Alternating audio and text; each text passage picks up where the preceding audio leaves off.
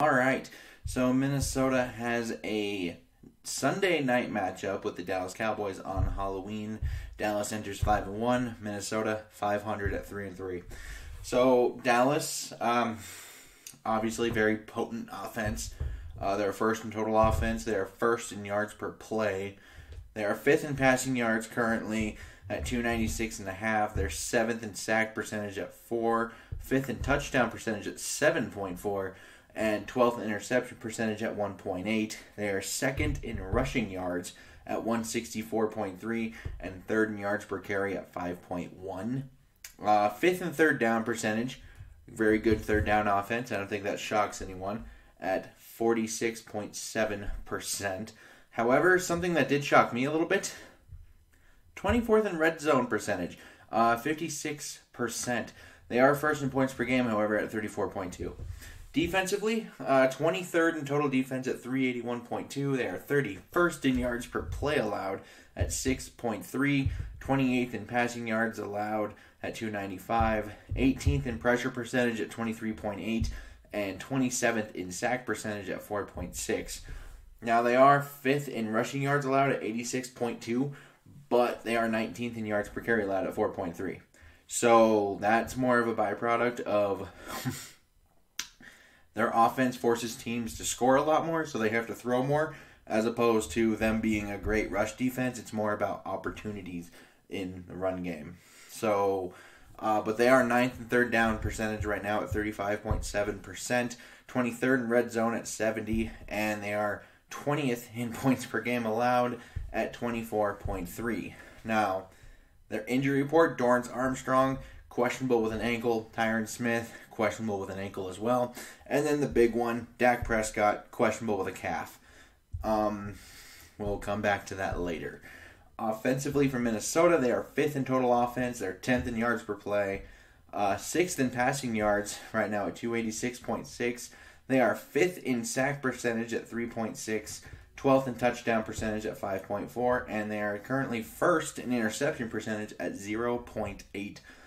They are 8th in rushing yards at 127.8 and 11th in yards per carry at 4.5. And they're 19th in third down percentage at 40, which is kind of feels right. They're very inconsistent, and that kind of checks out. They are 8th in red zone percentage right now at 66.7%, 14th in points per game at 24.5. Defensively, they're rising through the ranks a little bit these last 3 or 4 weeks here. They are 16th in total defense right now, 17th in yards per play allowed. They are 12th in passing yards allowed at 230.3. However, they are first in both pressure percentage at 32.1% and sack percentage at 9.3%. They are 26th in rushing yards, though, allowed at 128 and 29th in yards per carry allowed at 4.8. They are second in third down percentage at 29.2%, 24th in red zone percentage at 71.4%, and they're 13th in points per game allowed at 22.8. Now, their injury report, D.D. Westbrook, he is questionable with an ankle. Patrick Jones, he is doubtful with a knee. He got hurt in the last practice he got hurt during the week and doesn't look like he'll play. Michael Pierce, the nose tackle, is out again. So, now, to real thoughts and whatnot. So, offensively, they need to attack their linebackers. Their linebackers being Keanu Neal, Vander Esch, and Micah Parsons. Now, they have allowed a combined 85.3% for 386 yards on the season so far. That is 9.4 yards per target and 11 yards per completion. They haven't gotten they haven't allowed a touchdown, and they haven't gotten an interception yet. But they allow a rating of 105.4, and despite being 5th in rush defense, they don't really tackle well in the run game either. So counters and traps specifically tend to get them, and if we can get them in space on Dalvin Cook and Madison, or even just clear it out for tight ends like Conklin, or maybe a guy in the slot, whether that be either, Thielen, Jefferson, or Osborne, they might be able to actually do some damage in the middle of the field this week. So I'm kind of thinking that's the way to go because they like to play a lot of man coverage, so puts their linebackers at disadvantages. And currently, to this point, they haven't really tackled all that well. So stress that. Speaking of that, avoid Trayvon Diggs. They like to play a lot of man coverage, the second highest rate in the league, to be exact. There will be other opportunities elsewhere on the field. Take advantage of those. And I'm thinking if you just don't turn the ball over, they should be able to get to 30 points relatively easily because outside of turnovers, this Dallas defense isn't that impressive. So if they don't get turnovers, they don't really stop people. And defensively, they do need to stop the run badly in this game.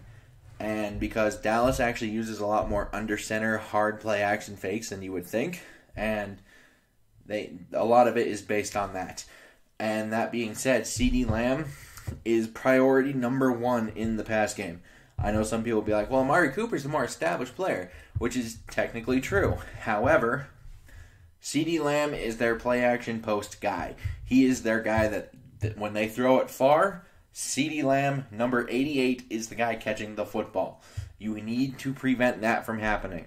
If Amari Cooper gets 130 yards catching 10 to 15-yard passes throughout the game, that's fine. You just need to prevent the 50, 45-yard bombs to CeeDee Lamb. And they do need to pressure the quarterback, whichever one that may be, just because pressure tends, to burst pipes. So hopefully more turnovers. Primarily Hunter versus Terrence Steele. I know La'el Collins is back, but everything I've seen kind of points to they kind of want to make him earn it, I guess, and they're letting Terrence Steele get the job at right tackle. So if they're going to do that, Hunter, your time to shine, my friend. Now with my prediction, with Prescott, I think Dallas wins this game 33-28, but without Prescott, I think that makes all the difference in the world, and I think Minnesota will win that one 31-17 if they do not have Dak Prescott. Now, Cooper Rush makes a ton of difference, and because without Dak Prescott, that probably doesn't let the Dallas defense get as many turnovers as they've been getting, or they might have to play a little differently, because all of a sudden, the other team doesn't need to try to keep up with that Dallas offense. Now they can just be like, well, since we don't need to score 40 points, we can just take what you're giving us. And you can methodically just move down the field in a more conservative approach.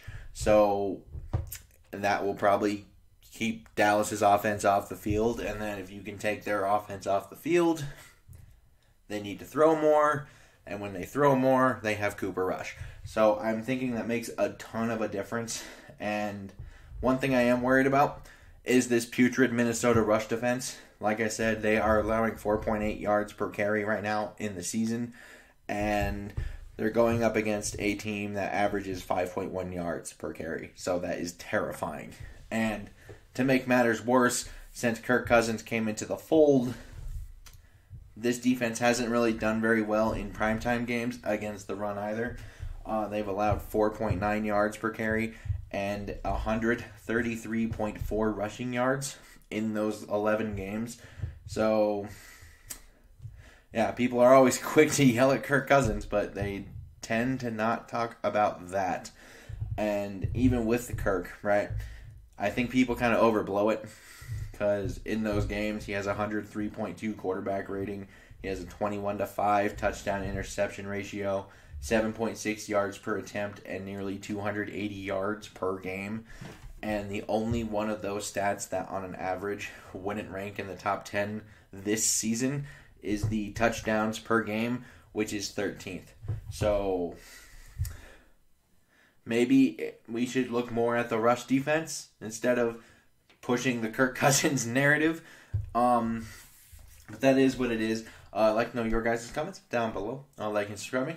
Super helpful. Until next time, I bid y'all adieu.